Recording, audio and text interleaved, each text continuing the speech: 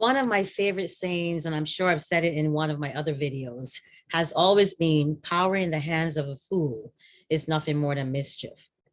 But if you did put power in the hands of somebody who didn't use it foolishly, then that would be considered real power. How many of you realize how powerful you are? That if given the opportunity, that you have everything you need within yourself to bring about change, and not just immediate change, but lasting change. Today, I want to talk to you about a redo, a reset, the ability to do it over, the ability to start over. You know, so many of us find ourselves in ruts. We find ourselves in situations where, there's nothing but confusion, chaos, dysfunction. Like I always said, this is the realm of confusion, and this is the realm of chaos, just in case you don't know what confusion is.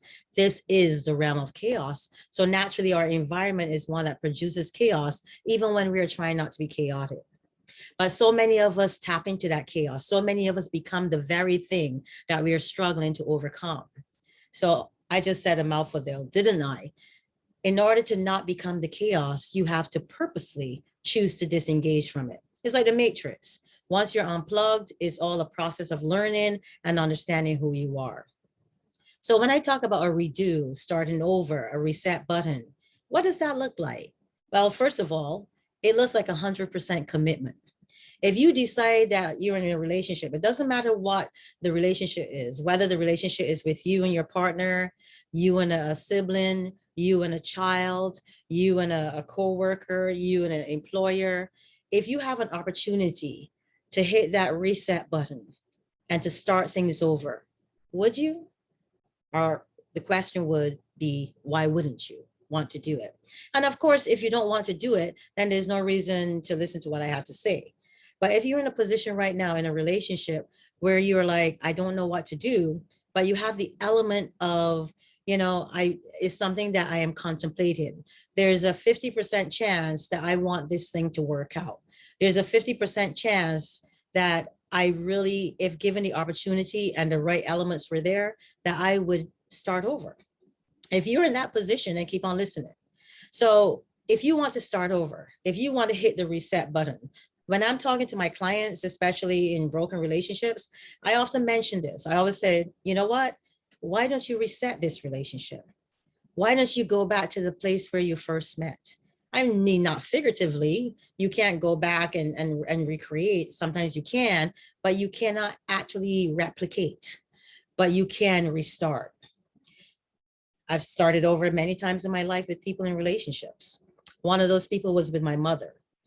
My mother died in 2015, and she and I did not always have the best relationship.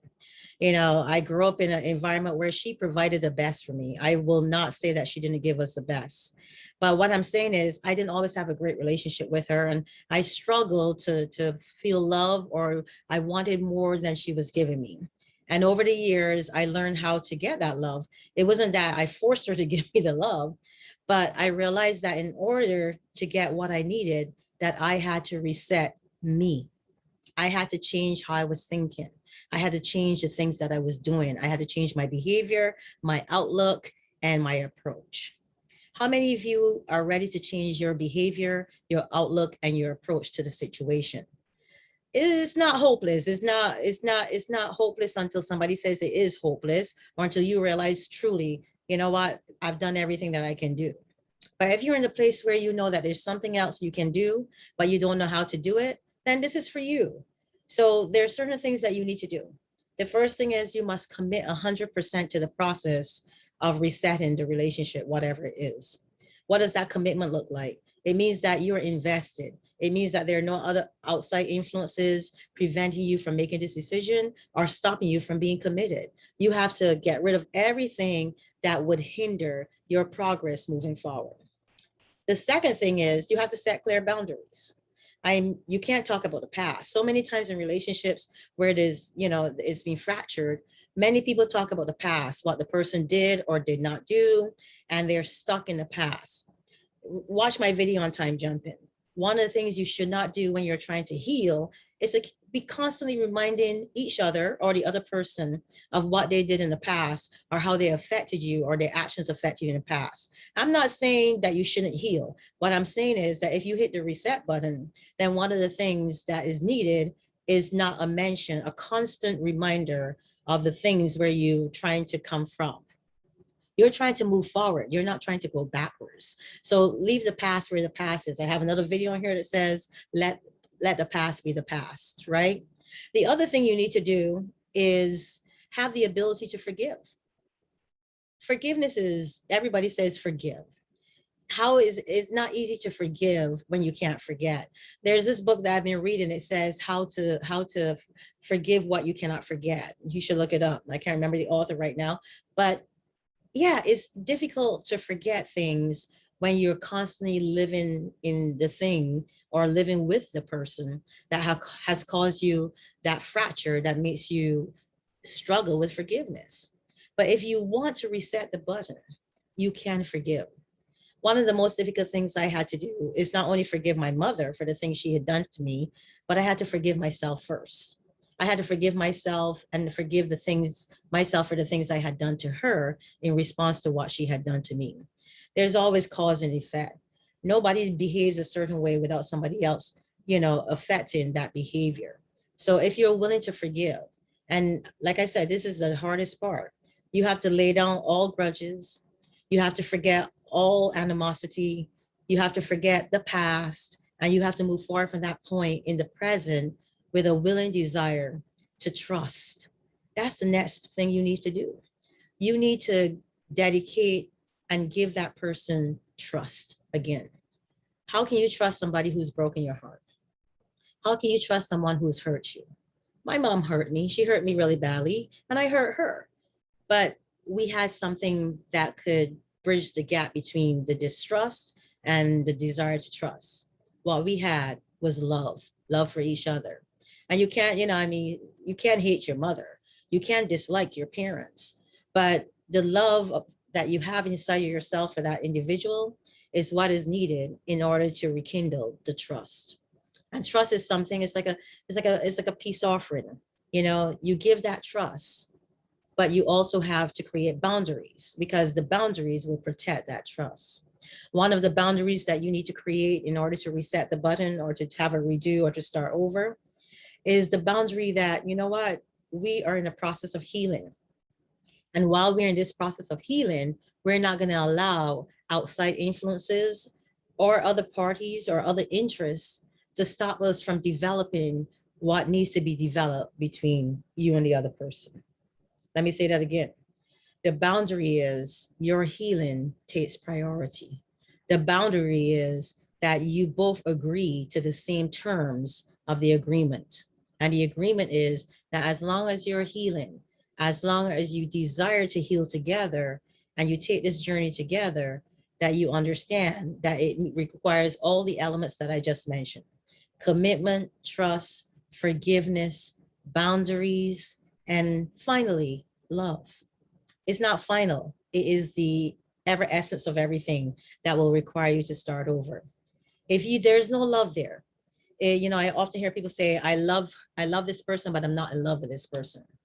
I care for this person, but I don't longer have feelings for that person.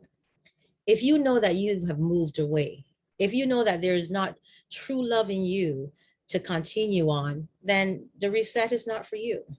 If you know that you've already moved on and that the other person, the only reason you're still here is because the other person is keeping you here, then resetting or redoing or starting over, it's not really for you unless there's a real reason why you want to start over.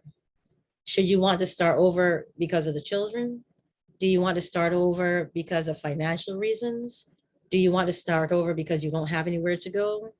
Do you want to start over because, you know what, the alternative is, being here is better than, not knowing the unknown? Are those good reasons to want to start over? Honestly, I don't know what your reason is for wanting to start over. I don't know what your reason is for wanting to reset the button or to have a do-over, to have another opportunity at happiness, not just individualistic happiness, but happiness for you and for the other person. If there is sincere love, authentic love, then you can reset your relationship. Then you can start over. But if love has ceased for both of you or one of you, then the reset is not for you. It's not that you cannot work on your relationship. It's not that you cannot make a go of it. But the reset button means you have to be totally 100% committed to the process of healing what was broken.